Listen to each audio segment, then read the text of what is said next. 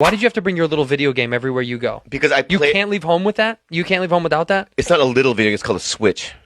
Okay? Yeah, and you're 50. 48. How many 50-year-olds do you know have a Nintendo Switch? I don't know any.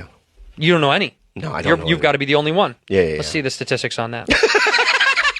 So how long have you been a vegetarian? Since 2015. Right. So can I just ask you something? And I don't want to be mean. You know, I don't want to do it. Ask. I don't want to. Ask. You must eat a lot of vegetables. No, I don't eat any vegetables. Sometimes I wake up in the middle of the night because I thought I heard a bag of Doritos. But that's vegetarian. You're more of a carbitarian. I literally. No, you don't understand. Like, my mom died 2 days ago. Oh my God. Right? And she goes, she's the biggest Bad Friends fan. And I don't look yellow. Yeah, you do. We've gone over this 100 times. The shirt that you're wearing blends in. It looks like you're wearing a long sleeve right now. I actually can't tell if you're wearing a long sleeve or not. You doing Asian accents, dude? Yeah, go ahead. Hurts my feelings. Okay. And I don't want you to do it anymore.